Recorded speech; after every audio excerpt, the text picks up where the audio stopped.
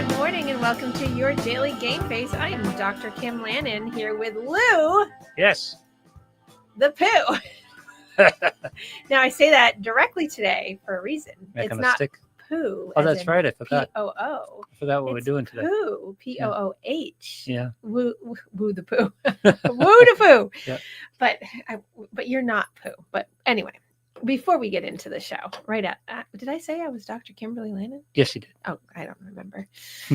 I did say that you were Lou the Pooh, though. Yes, you did. So, how are you, Lou the Pooh? I'm all right. I'm wrangling. I know. What's up with you today? Well, as you know, there's like 5 computers in my little cubby. I know. I came in today. You weren't even in the room. There was nobody in the studio. What's going on? I have the dog. Where have you been? What are you doing? You surprised me. Showing up before we were supposed to start the show. Yeah, and you were still late because you didn't have your crap together. Well, there we go. Actually, I was putting 3 or 4 different craps together. Well, that's not my problem. I know, I understand. Yes. So anyway, so how are things? Everything is good. That's good. You in a good mood? I'm in a good mood. Good. So surprisingly good. Well, I'm so happy for you. So one of the things that came out of last week, and I was so excited because you just off the cuff said, because I always talk about these things and then I never do it in terms of on the show. I reference a lot of characters in terms of like psychological disorders or psychological manifestations and so on, and how I use them with some of my clients to explain, because I use them as metaphor. It was the Wise Owl last week. And I used Wise Owl last week. Yeah. And although if we do look at the psychological breakdown of a lot of people who do characterizations of the characters from Winnie the Pooh and Wizard of Oz, which are my 2 favorites that I use, you'll often, he's eating something off the floor. Hey, what are you eating? Rocky's here. Yes. Oh, Rocky has a paperclip. Hold, please. I have to get the paperclip so he doesn't choke today. Okay. I'm sorry. I just went off screen. I'm doing like things I shouldn't. So unprofessional. Studio isn't dog safe. Always. I know, apparently. But the popular belief is something totally different when you look at the writings from like the National Institute of Health. People actually are writing. They have written many things about like these things, but I have a total different take on it because I just do. But anyway, so I'm going to be talking today in the year of you and the month of you and doing all those things about Winnie the Pooh characters and how psychologically, when I talk to clients, I often framework, and you know that I do this. Yeah. I often will framework in my mind clients in terms of where on the Winnie the Pooh spectrum they are, or on the Wizard of Oz spectrum, because when I teach about psychological disorders to like the Psych 100 students in the undergrad program, or I teach in my graduate program and people hadn't taken that class, I will often do that because people are so familiar with the characters and it makes it easier to understand diagnostics and assessment. Mm-hmm. And none of them are, in the Winnie the Pooh example, none of the characters are vilified. No. It's okay being Eeyore. Well. And you just mentioned, I think, what is an important point. It's not like you're characterizing a person as Eeyore or Winnie the Pooh or Piglet or whatever. It's where they are at that. It's their frame of mind. It's their frame of mind. Yeah. It's their frame of reference. It's how they're living in the world, in the space. It's not who they are. Right. It's about that. But if you do go and read after this and you go look up all of these things, you will find a plethora of people who do the opposite of what I do with that, because they will pathologize it, which is not something that I would necessarily do. But it's more about the framework of when I'll ask a client things like, so are you familiar with Winnie the Pooh, the story? And people usually almost always say, oh yeah, I love Winnie the Pooh. And then they'll start talking. And then I'll say, well, I have a lot of Eeyores.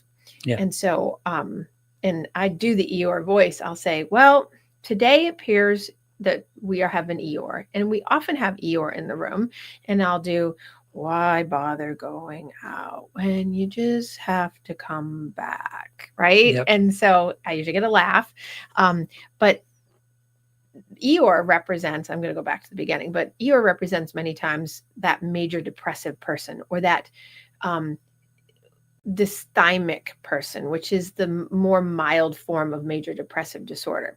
When you see an Eeyore all the time and it consistently goes for months on end, and that's their framework of reference all the time, is that they have that very depressed outlook. They have a closed mindset. They have a help rejecting complainer mindset, those kinds of things. The Eeyore is more present all of the time.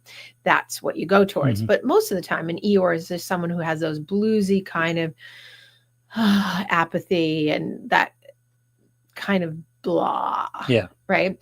And so in my line of work, I often see some Eeyores. I'll bet. And then there's a whole bunch of other ones. But I thought it would be fun because in the month of you, it would be great to kind of know, you can fluctuate. And so when I have Eeyores in the room, I often say, we need more Tigger, or we need a little bit more, and I'll pick a character. Yep. And I'll explain like why we need a little bit more of that. But it's not about I'm going to talk about the diagnostics of them so that people can get a framework. But then I'm going to say, like, if someone's being too Eeyore, I'll say, you know what, we need a little bit more Tigger, or we need a little bit more Wise Owl. Now, Wise Owl gets a bad rap because Wise Owl is often in the clinical spectrum of neurodevelopmental psychologists. They talk about him as being one, he's dyslexic, as you know, right? Yep. But also he can come across as, because he's wise, people will often say, well, he's borderline or he's narcissistic personality disorder. But I never think of Wise Owl like that. Yeah. I think of him in terms of the whole grand scheme of when we're not thinking with our right mind in terms of dialectical behavior therapy, which is a kind of therapy, which is like CBT, which is helpful in helping people flip their mindset around. Dialectical behavior therapy is when you change the narrative in your brain to being much more a wise mind versus the not wise mind, which is healthy versus unhealthy mind. And so I'll say, you know what, today we need less Eeyore and we need more Tigger, or we need more Wise Owl. So I utilize the characters in a way that benefits the client so they can wrap their head around it to really go with it. But can I ask you a question before we get? You can ask me anything you want. Do you think this is an intent of Milne, or is this just something we've attached to it after the fact? So I think that's a fantastic question. And I think that, so first of all, if people don't know who Milne is, A.A. Milne is the author of Winnie the Pooh series and Winnie the Pooh characters. You can ask the same question of Wizard of Oz too. And right. And so I think it has been like many things in terms of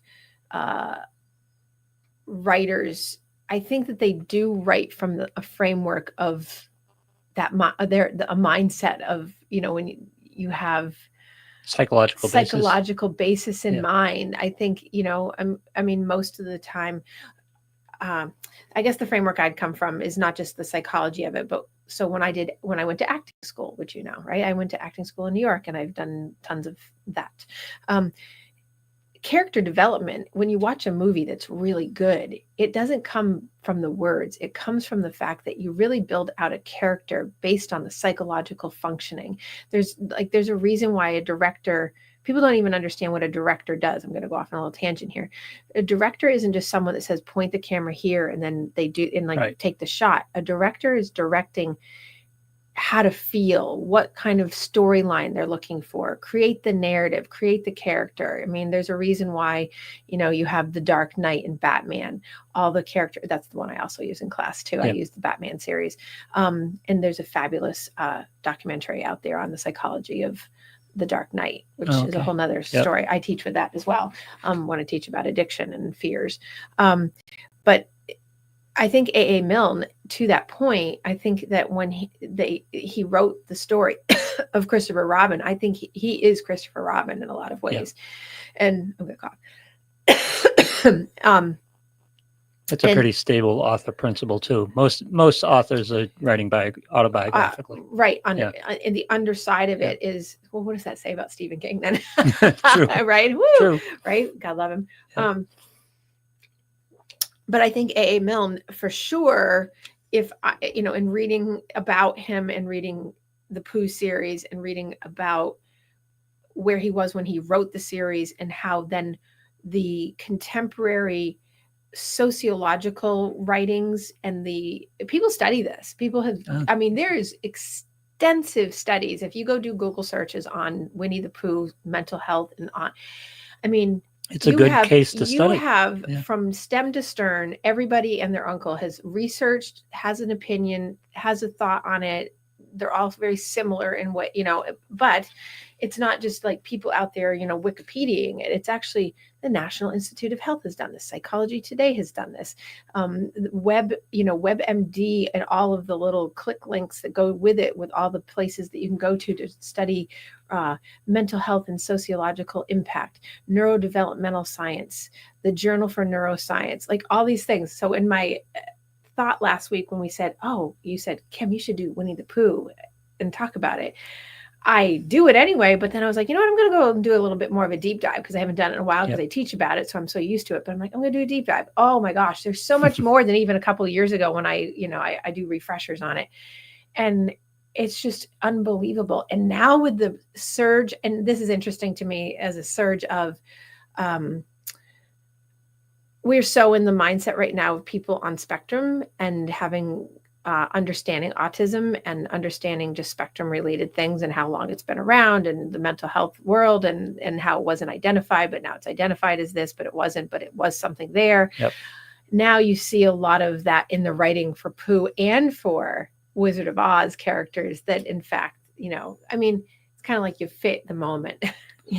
Well, the basic premise of Winnie the Pooh, I'll put a theory forward. Okay. Is that for young kids, it's understanding, it's a little bit of empathy. It's understanding there are other types of characters out there and how they can all get along and support and work with each other. You can tolerate them, you can accept them and make them part of your life. Well, I think yes. And I think that, that there's that piece of family, that it's more of like a like to your point, the 100-acre wood, if you've read Winnie the Pooh, right? The 100-acre, wood is like a sense of family, and that Christopher Robin has this sense of family out, whether it's fantasy, whether it's something created in his mind, whether he's really schizophrenic or he's delusional or he's hallucinating or whatever, your pathology of him is, or that he's just actually in reality and that's his reality and whatever. But the 100-acre wood is that representation of kind of like the conglomeration of leadership and family and hierarchy and people who all get along and get together and how they do it and how they support each other. Despite the differences. Despite the dysfunction and despite the differences, how they,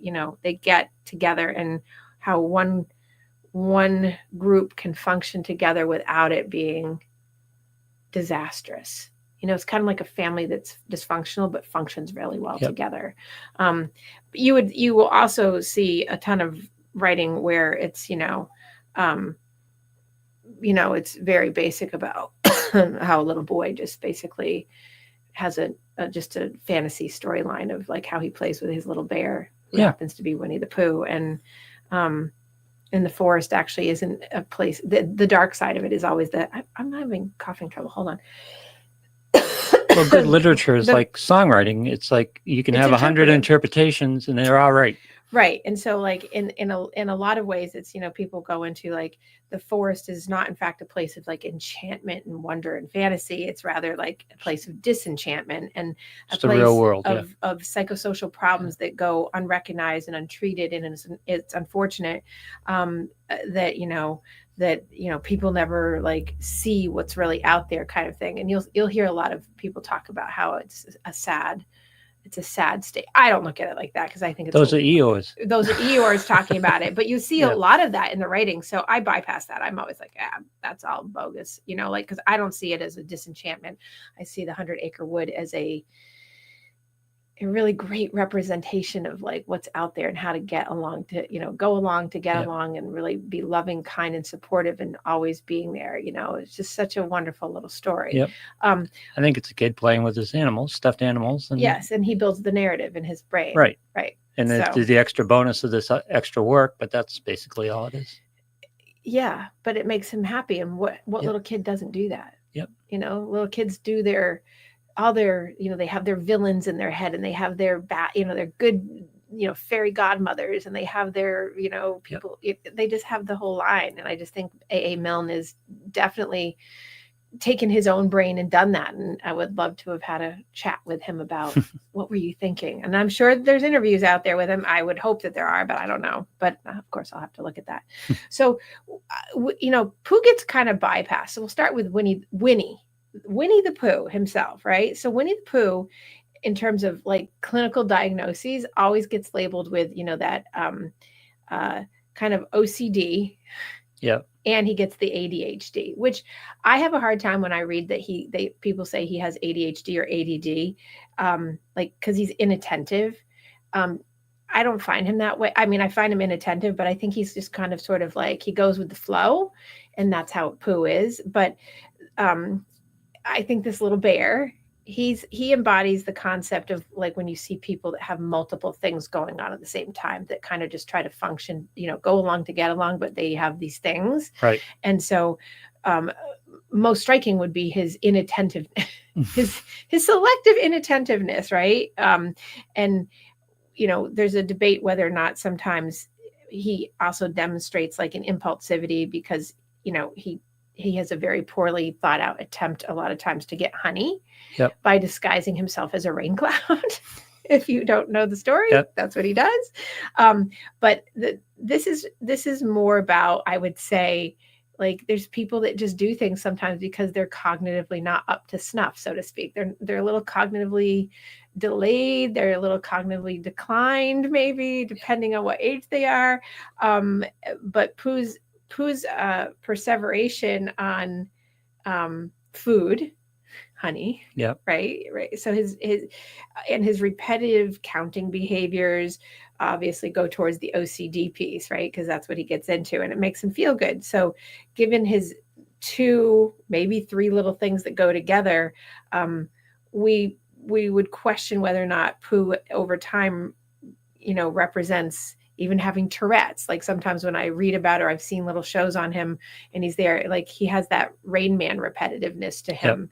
Yep. So he's like very Tourette in that way. I think he gets a bad rap for having a little bit of a little brain. Like, he gets knocked a lot, but I think he's a loving, charming, giving little bear, which is, if we talk about human beings, when you have a loving, giving little person or a bigger person who maybe isn't the most cognitively swift, okay, it's about really like embracing that and understanding, that could we understand that you can have a standard exist for that in the world and still function despite the dysfunction, and can a brain have growth over time? Now, we never see Pooh progress because all the stories are kept in the same time frame, essentially. So one would think that with therapy or with self-help or things that Pooh would grow in his, grow in his age.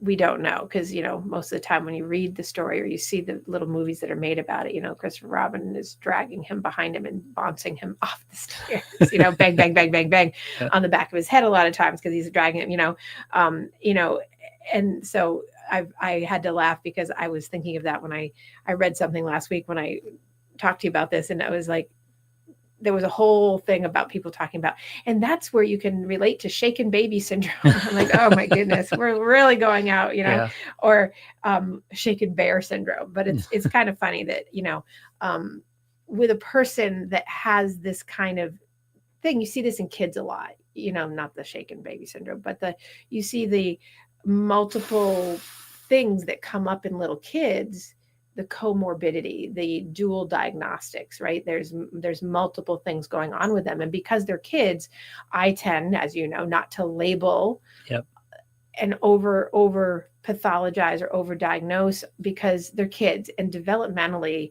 like Pooh, if we could see him move on and grow in life, we would see maybe some of these things just kind of cognitively work themselves out as the age and the developmental pieces come along.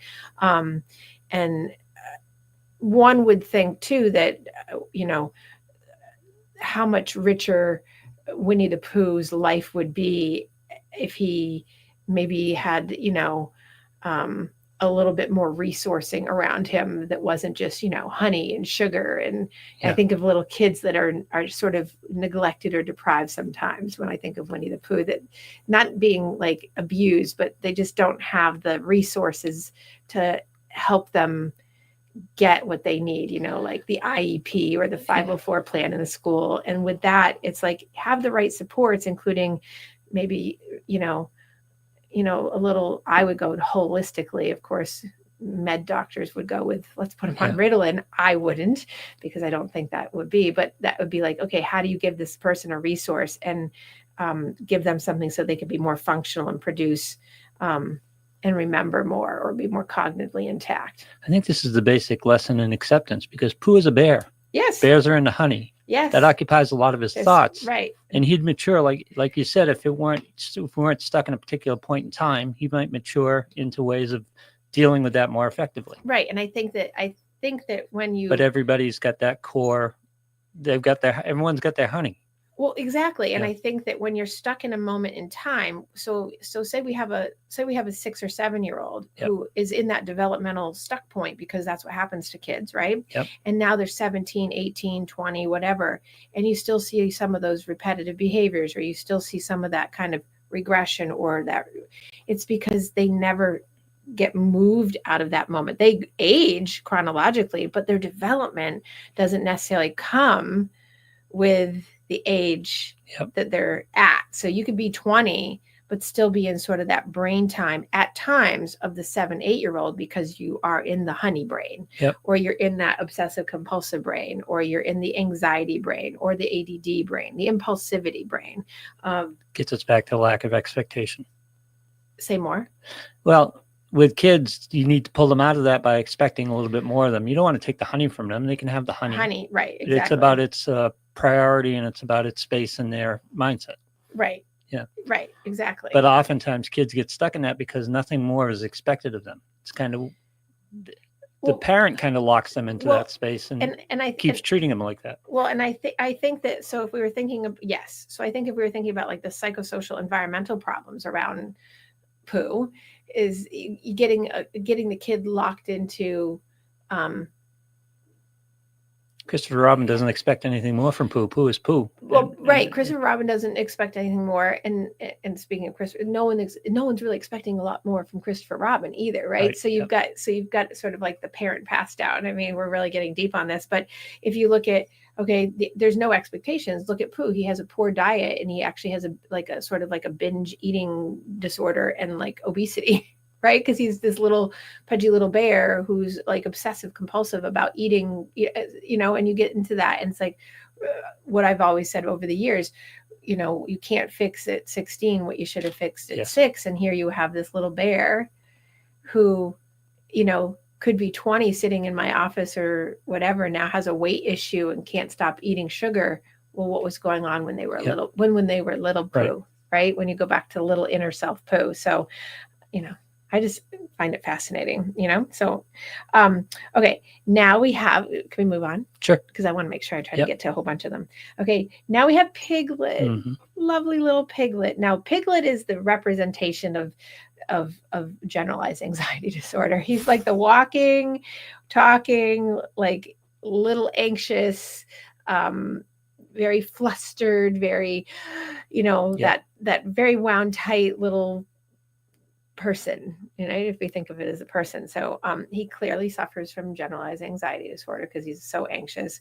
I have a lot of little piglets in my practice, right? We're all piglets at times. Well, everybody has a little piglet in them. And that's the thing, is everybody has all of these characters in them. It's just what day is it, how much of them, and which is more pervasive. But who doesn't have anxiety? It's a matter of like how in depth does it go. But there's how you deal with it. So but had Piglet gotten appropriately assessed, I think, and his condition diagnosed when he was younger, even though he's always in that stage again, he might have been, saved from his emotional traumas, from,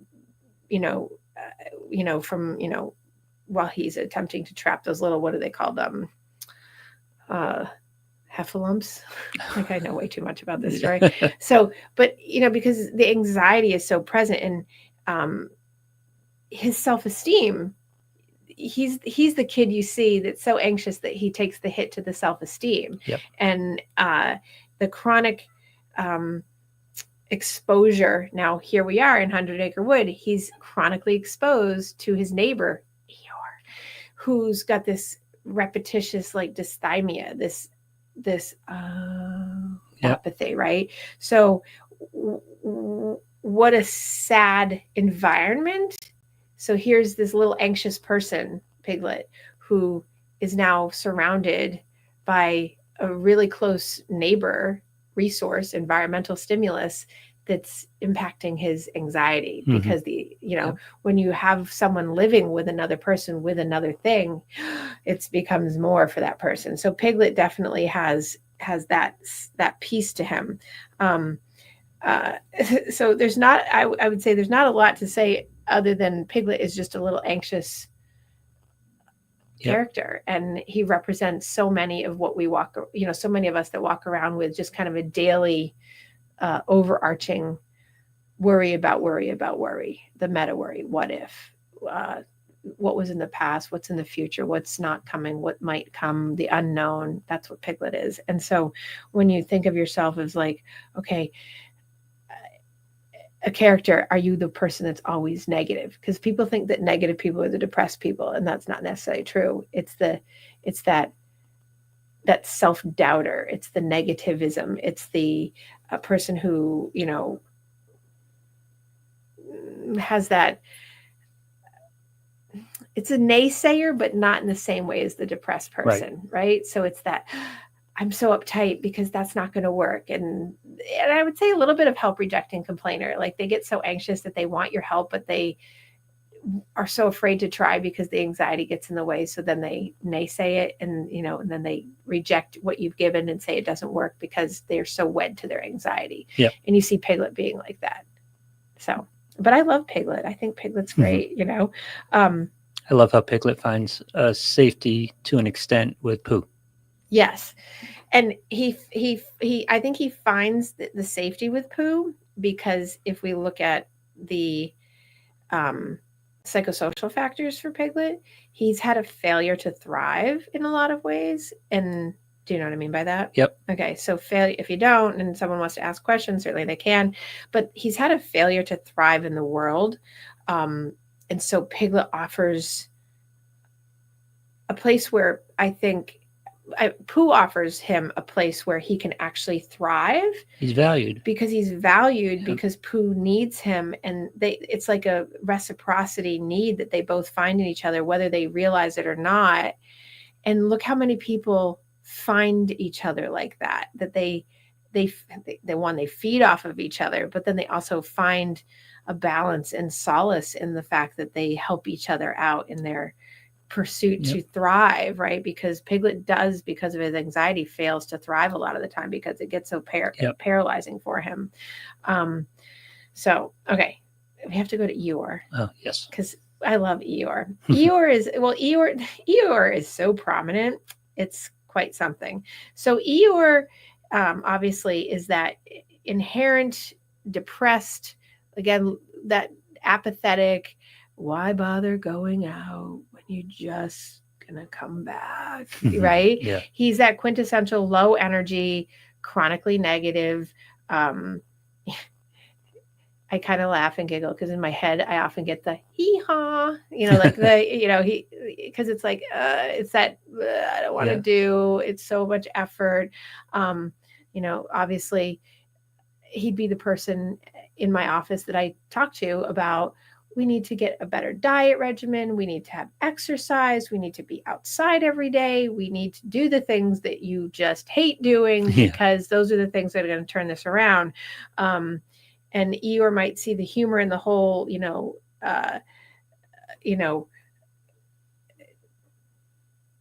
irony of himself, if he could really look inward on himself and see how ridiculous at times he's being, because he gets that irrational, he gets that non-realistic sense of self, and he gets in his own way.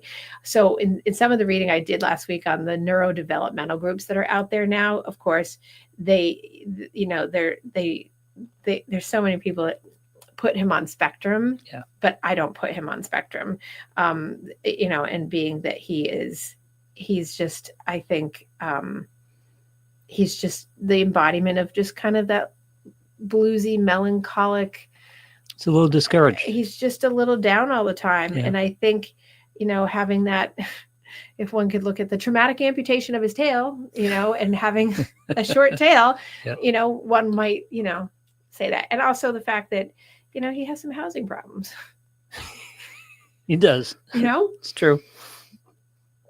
And so all those like things environmentally, and the fact that he had a little trauma makes him feel like really kind of down on life, that, who's there for me and who can really get with the program and help me out.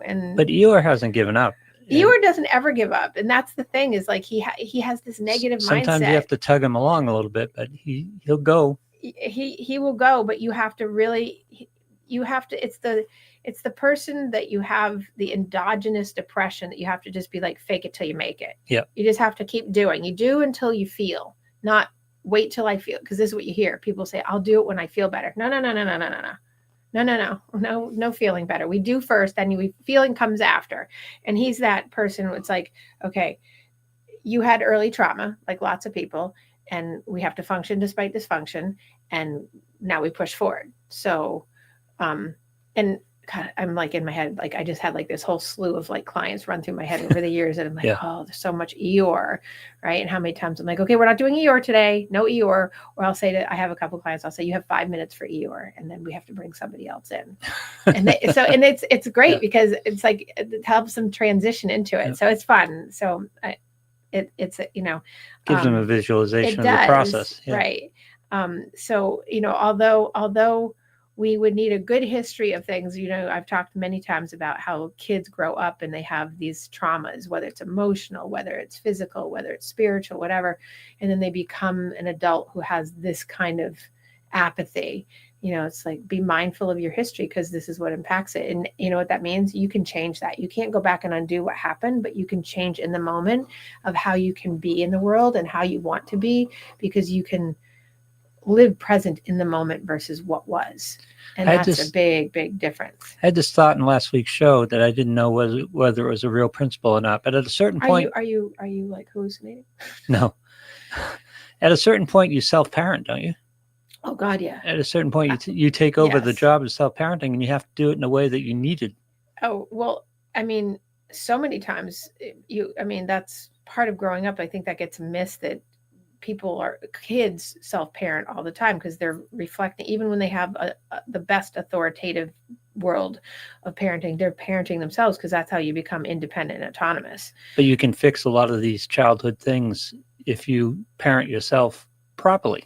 Give yourself what you needed. Well, yes, and that's the whole internal family systems work, like that whole theoretical framework of doing therapy for family work, and like your own self and your personal parts of who you are. If you understand all the parts of you, or the parts that are functioning poorly, then you reparent yourself. I like my 4 S's that I talk about. Like we're all, I'm going to digress for a second. I did the show a few weeks, like 2 years ago, 2 years ago, like in this fall of 2 years ago, I think, I did the 4S show. Remember, it was like soothing, being seen, being safe and secure. As children, it is our right to, it is our inherent biological, God-given, if you want to call it that, whatever. We are supposed to be seen, soothed, safe, and secure. Yep. Emotionally, psychologically, physically, all these things.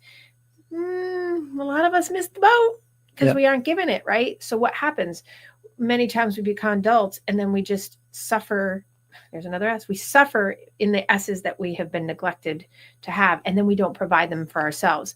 I help clients reparent themselves by saying, how do you get seen today? How do you soothe yourself that's not in an unhealthy way? How do you find security and safety emotionally when you're not in a place that has those things for you, or that you have had so much damage to your core, to your ego, to your core, to your soul, your seat of your soul? How do you do it? I do a lot of work with people who have addiction issues with this, and in cognitive impairments, where they're not necessarily cognitively impaired because of a traumatic brain injury, but they're having decline, or they were pervasively developmentally delayed and they have decline, and now maybe they're facing potential decline in their adulthood, and early onset Alzheimer's, early onset dementia. There's like this piece of them that like they have to reparent so that they, can protect and have some protective resiliency for themselves around staying present in the moment. Does that make sense? Yeah, I remember big traumatic. Did it really make sense? It to you? did make sense. Okay, just making sure because you just kind of looked at me and went right into it. Okay, go ahead. Well, I didn't want to take too much time with this point, but it's interesting.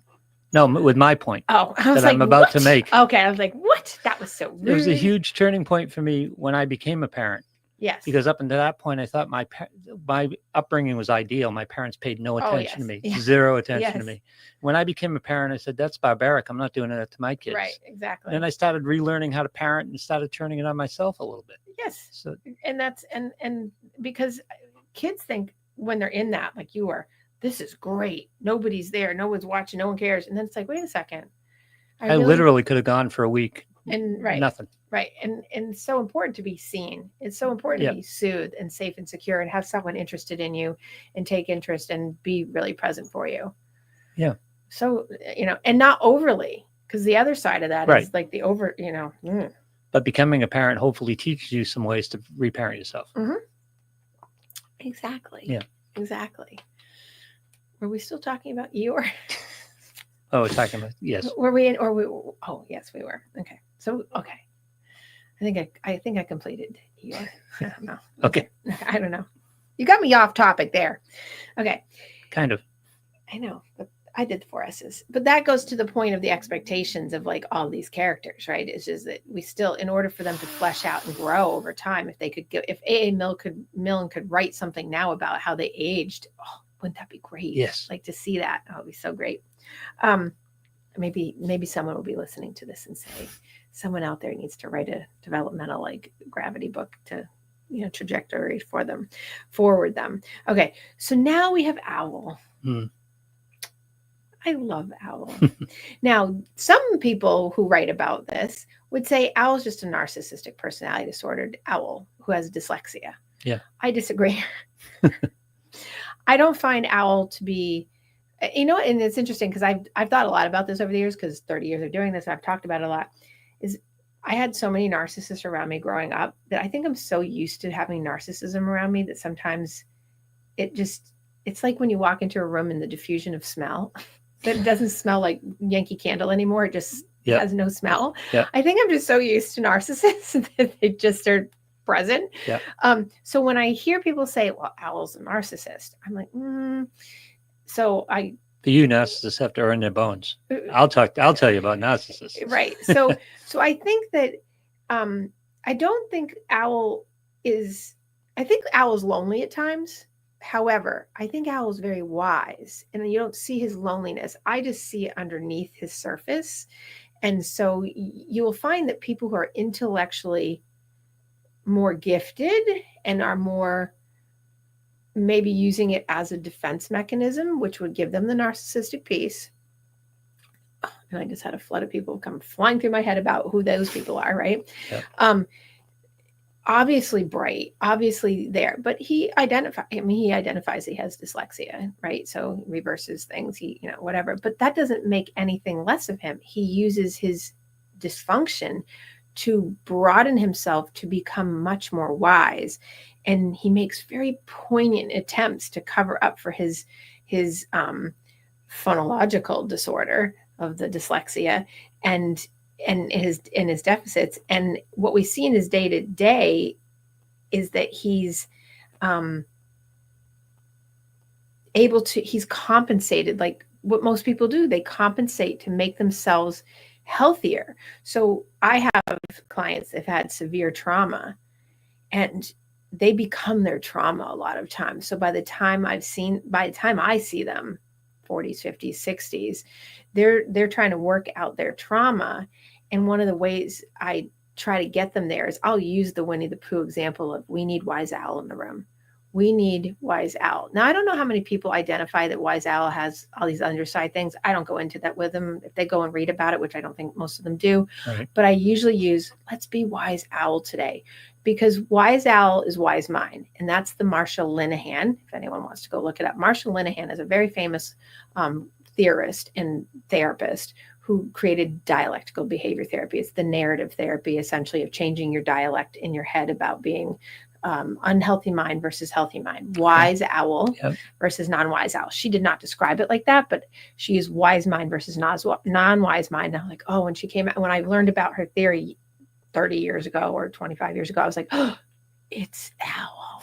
It's the owl. Yeah. So, and I'm in love with the owl, because I think, despite people saying, well, narcissism and all those things, I think there's something to be said with knock out the pieces of the insecurities that one has in themselves because they have their deficits, and really go with, when you have trauma, when you have anxiety, what is your wise mind going to say? And wise owl is such a wonderful example of how to utilize that for yourself. You don't need to go to therapy when you can listen to this podcast and be like, am I going to be in my wise mind today? Or am I going to be in my illogical, reactive, non-realistic mind, which is what so many people live in. They just live in that space so much of the time. And that is, I think, a common problem that you see, but then people compensate for it. Right? Again, another one that has housing problems, much like Eeyore. He has psychosocial issues. He has housing problems. But, he's an owl. He can fly. He can go to the next place. He's got some transportation, right? But it's I just think that I think owl is something to aspire to in that way, to learn compensation strategies that are healthy and that make it so that you have awareness, that you have your stuff, whatever your stuff is, but then how do you become wise around it and using your wise mind? So that's one of the ones I use with Eeyores. I'm like, you're being Eeyore, we need more wise owl. Yeah. Or if we were being Eeyore, we need Tigger. But we're not at Tigger yet. I'm going to save Tigger, right? I always saw wise owls as an adult. Yes. He's kind of the fringe on the group. He came in when reason was needed. He brought a certain guidance to them. Yes. But it was attached, and he was attached, but in a different way than the other characters. I think that wise owl, so if we talk about 100 Acre Wood, right, I see wise owls because, and I make a point of him flying, right, he has housing problems, but he doesn't really, because you know why? He's on the fringe, like you said. He's on the outside. He can see he can self-observe down into the forest. He can see the forest through the trees, so to speak. He's that part of your brain, if we think existentially, he's the part of your brain that should be locked in to be able to really go, okay, I'm looking in and seeing what you're not seeing and saying, maybe you should think about it this way. Maybe you should think about it that way. He's the CBT of the group. He's the person that brings the reality, the reason, and the rationale to the group and says, hey, I can see from above what you're not seeing. He brings the 3 R's. He brings my 3 R's. And I think also, if we, I haven't seen this in the writing, but I know there's so much crazy writing out there on this, that if we think of Christopher Robin and A.A. Milne being sort of like psychologically hallucinating or delusional, and that's where this story comes from, that there's this piece of logic. There's always a seed of truth because people knock the story for its schizophrenic base, so to speak. It's psychosis, right? Both the Wizard of Oz and Winnie the Pooh stories are like, oh, well, Christopher Robin was psychotic, Dorothy's psychotic. It's not a documentary. Right. It's right. But it's more about like, we all have pieces of not being in reality. And it's like, here's wise owl going, well, here's reality. Here's all the other things. And if there's all fantasy, here's reality. And we always have that piece too. Yes. Just got to tap into it more. Yes. Yeah. And people don't. And that's why when I use it, I'm like, wise owl, where's your wise owl? That is not wise. That's not a wise choice. That's not prioritizing. That's not putting it in your space, right? So that's why I love owl. So, okay. Now we're going to talk about little Rue. Oh, we love Rue, but he's such a baby. He's like the little baby. And sometimes, I don't see a lot of Rues because usually I see Rue in adults. Right. Yeah. So it's, so someone would somewhat worry about little baby Rue. Right? We don't show our Rue. We control our Rue. We control our Rue. It's our inner child, right? It's not about like his impulsivity or hyperactivity that concerns any of us, because those are kind of like his age appropriateness. In adulthood, we worry about that because it comes out because it goes unchecked, but we worry about the environment in which he developed or he's developing. So if we keep it present in the time of the book, or we keep it present in the time of today, we worry about the environment that he has developed in and what that has done to contribute to his life. And interesting, A.A. Milne wrote about single parent households by representing, like, it's a single parent household, which puts him at the, at the time of the writing, and you can sort of transcend it into today. It puts him in the time of the high risk, poor outcome of children who are raised poorly, because there's many people who live in raised in single parent households, but at the time of this writing, that was not the era of that, right? So we predict that we'll see someday like this very delinquented, which doesn't happen today as much. Like, of course it can, but if we predict out from the Christopher Robin time in the writing, we'd predict out like that very delinquent, jaded, isolative, very having independence and autonomy away from a parent, hanging out, late at night at the at the top of the forest, like Rue does, little, broken bottles around him, that extract, kind of like malt and all the little seeds that he had, you see it in the book, right? So you have to like project forward this, like, and he has like smoked thistle butts from the woods, and we think that this is like Rue's reality, and in part because, Rue's closest friend is Tigger. So here we have little baby Rue, who's got like this, I don't have a parent, I have a parent, but the parent's sort of absentee, but is there. And then we have Tigger, who's fun and not a great role model, but fun. Yep. And you see how this is where the peer influence on someone really affects development, and how someone can be shaped so easily by another, because it looks, like a good role model. It feels good. It's so much fun. It's exciting. But in fact, poor Rue is riddled with the fact that he has an absentee parent in the time of the era of the book. He has a poor role model in Tigger, and he has that peer group thing, right? And then he has an unusual feeding practice of extracting malt from things, which is addiction. Yep. And so you see this fabulous little character so that's the one I use when I work with addiction and talk about it too, is Rue is like that quintessential, the child who grows up in a home that sets them up for addiction in a lot of ways, because they are finding self-soothing because they're not being soothed.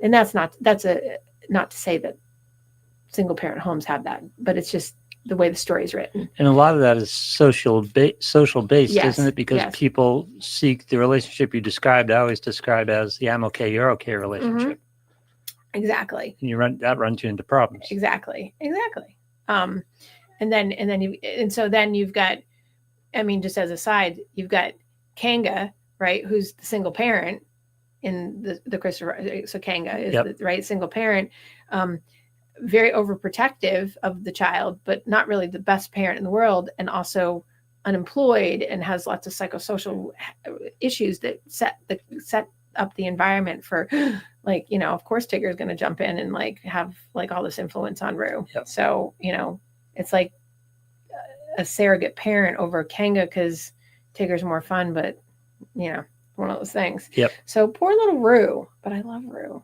But Rue is a good example of, like, if you're working with people that have addiction issues, then we're looking at Tigger, Kanga, and Rue a lot of the times, right? So there's not a lot else to say, I would say, about Rue other than that. So okay, and then we have Tigger. I'm gonna do Tigger. Tigger's great, because Tigger's everything that's like, it's free spirit. It's all the things that, when you're like a person that has really bad anxiety and you're uptight and you wish you could have more Tigger. And sometimes I literally will tell Eeyore people I'm like, we need more Tigger. Yep. Now, we don't need some of the pieces of Tigger. We need the gregariousness of Tigger. We need the bounce and the motivation and the affect of Tigger in that way. And we need the fact that Tigger's super affectionate and Tigger cares. Yep. And that's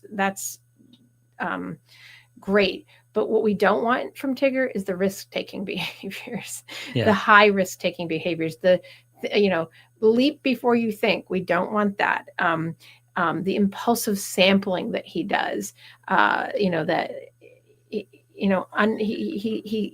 he's a substance abuser. Let's just put it out there. He likes to sample unknown substances when he comes across them in the 100-acre woods and just has a good time. So we don't want that. But that's like what a foresight from A.A. Milne in writing this about today. Here, I mean, how long has this story been out? Oh my gosh, right? And it's so present in the moment for today. What were you going to say? Well, a couple things. Well, to the point you just made, everyone goes at the Constitution for being outdated, right? A couple hundred years old. Right. It's about human nature. It's spot on. Exactly. It's definitely right here. Exactly. That's why this is timeless. Right. Because it's about human nature. It's not about a time period. Exactly. And that's why I think it speaks so much like you'd think it was written yesterday. Yep. Because it's so well written and the characters are so fleshed out so well. Is Tigger's risk-taking cause or effect? I would say it's both. Yeah. I would say that it's. Is he intentionally reckless, or is he reckless just because of his personality? I think he is reckless because of who he is at the core, but then it becomes he seeks it because it gives him a charge, because that's what addiction does, right? So because he kind of goes through life with not a lot of guidance. Another one with the issue like Rue has, right? The only guidance any of them have there are each other. Right. It's the only guidance and there's the peer influence. So Tigger has and Tigger doesn't have a lot of this is so bringing back so many things about like when I teach about this. Tigger has no knowledge of the potential outcome of what his high risks are or his experimentations are, or that he'll try anything. Like in the story he tries thistles and acorns and honey, and like he's the I'll try marijuana, cocaine, and heroin. Like he doesn't have any guidance around him other than the peers. And he's got Wise Owl that would say, don't do that. He's got Pooh that wouldn't be able to think to say either way. He's got Rue who's just like, let's do it together. You've got all these, but they're not all present all the time. Right. And so, and because of that, and he doesn't have any peer influence that I would say is that good. He climbs up trees. He's socially intrusive. He's like always hanging over being, what are you guys talking about? He's involved in a way because he doesn't have behaviors that would suggest that he can regulate and down regulate his all the feels and the emotions, because he's a tiger. He doesn't have to conform. He's let run riot, right? Yeah. But he's not calculating like a tiger, right? And that's the thing, in the true sense and essence, since I work with them, right? He's not calculating in the way that a tiger is. He gets that spastic, like tigers do in the real wild. They get kind of like that spastic zoomy thing, but he is not that cunning, calculating. He doesn't have that aspect to him as like a true, like a narcissist would, right? He doesn't have that. Unfortunately, we can't, I don't encourage people to pick up the bad sides of Tigger. I always try to so when I'm using Tigger as the example, I say we're looking for the empathy. He has a lot of empathy and affection because he can be really a good friend and he can be really affectionate. We just don't want we want the bounce. We want the motivation. So he's the counter to the enthusiasm.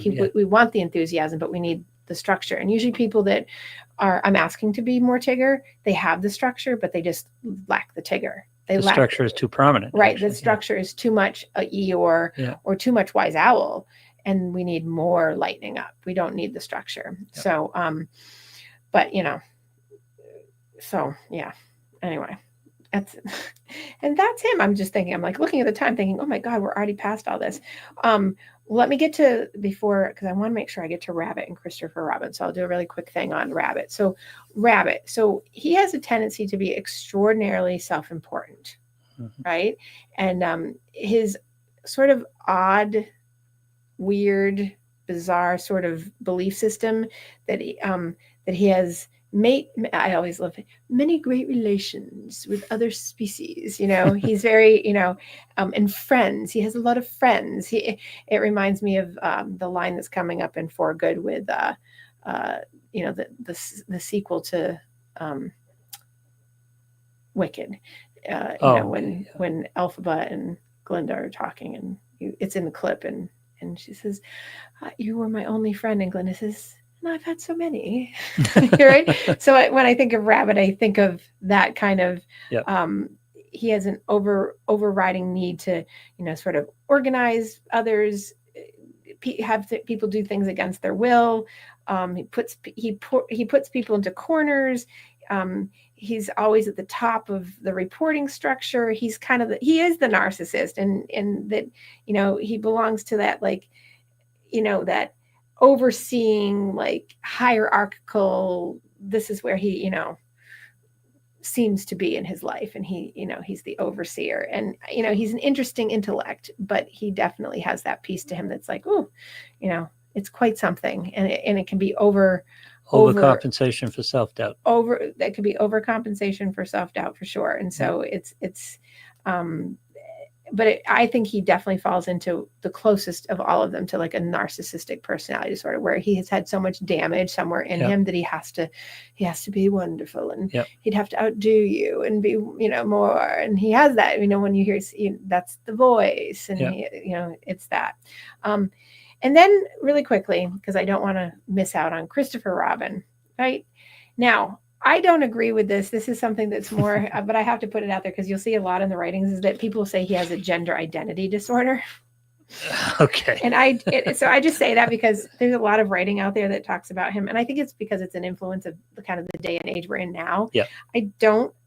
I don't see that. I've never seen it as that. I can see why people would say that. It's like everybody's on the spectrum now. Right. And I don't. Everybody's a narcissist. And it was like when everybody was ADD and whatever. But I don't see that. But I just want to put out that that's out there. But I do see that, obviously, I think there's A. Milne didn't write about parental supervision there. He's in his own fantasy world. He's in his. Oh, the other thing is people would say he's schizophrenic. I don't see that either. Yeah. I see him as a typical lonely child that doesn't have a lot of parental, like, structure, who has made a fantasy world for himself, or real, whatever it may be, in the 100-acre wood, and that he's gone out into the. I grew up in Vermont. I know a lot of kids, and even we would go out and play in the woods, and we'd have, like, the fairyland, and we'd have that's kind of like where your frame of reference is. So I don't knock Christopher Robin the way that a lot of the writing would for his being in the world. I think that what leadership there is in the 100-acre wood is simply Christopher Robin offering up, like, pulling the package together of all these characters, of being able to simply believe that he's the author of the fantasy. He's the narrator. Yeah. He's the one that gives it life. And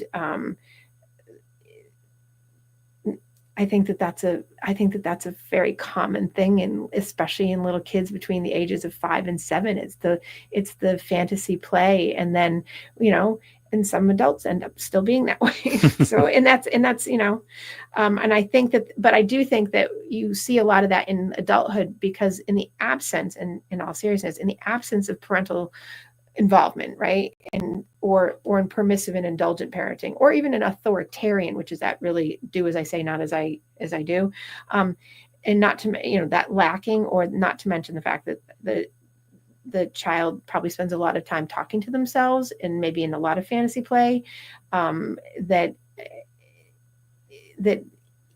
he would have just trouble maybe relating and maybe having some social interaction problems down the line because he's in that fantasy land, but it's also protective for him in some way. The more psychoanalytic kind of Freudian people, would say that there's a peculiar meaning in naming his bear Winnie the Pooh. And what meaning would that be? Well, that goes back to the thing about it's a gender identity thing, and I don't agree with that. But that's what you'll find. So I'm saying it because in case people are listening, they're going to go back and like read it. I just disagree with that. To the point where, as an aside, there's an interesting, because you know how the world is today, when there's been so many people talking about like gender identity, gender dysphoria, how it gets diagnosed and put into the DSM-5, the Diagnostic and Statistical Manual, the 5th edition, which is also now in its reiteration of the TR, the revision edition, and transgender and not getting into politics, but how people are like, well, some people are like, well, many people are like, well, people in the military shouldn't be in there because it's a diagnosable medical condition. And for the record, as I said on social media this week, which I don't usually do, but I did because it kind of frosts my ass, that people who are transgender are not mentally disordered, and it doesn't fall in DSM-4 or 5, and people keep quoting that. And so much like this, of people saying that Christopher Robin has gender identity disorder, that is not correct in the way that it would be looked at in terms of a diagnosis or anything like that. So I put that out there in terms of how people overinterpret and run with something and think that because they have read something that says something similar, it means that it's true or that it is the thing. If we really wanted to get into the diagnostics on something, they'd be wrong. And so I just want to put that out there because I don't agree with that. And then in closing, because I didn't get a chance to get to Wizard of Oz, because that will have to be next week. We'll have to close out August with Wizard of Oz characters. Wait a second. Did I miss something? Is Winnie a female character? Well, there's speculation that they were trying to say that in the contemporary times, neurodevelopmentalists are saying that is... No, at the time, in the story. Winnie's a male, isn't it? Yeah, that's how I always have seen it. But that's what they're saying now, is that Winnie is... He's seeing it as a... Okay, I just wanted to make sure I didn't miss anything. No, which is why I mention it, because that's what neurodevelopmental psychologists and other people are saying, is that, there's a gender identity thing there, that it's Winnie. I'm like... Well, our friend Jeff, right? Yes. If all you have is a hammer. Yep. All you see is nails. Yep. Right, exactly. Yep. Right, exactly. So to my point about talking about transgender versus like gender identity disorders, totally different. Yep.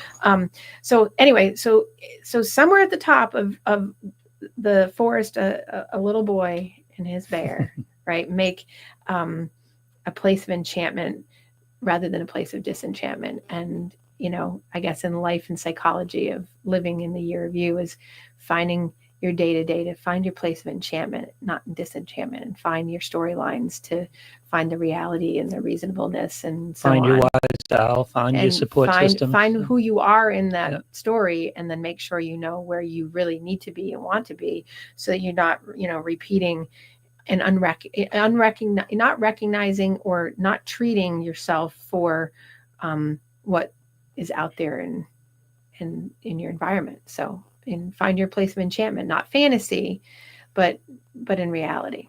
So, but I just think it's fascinating.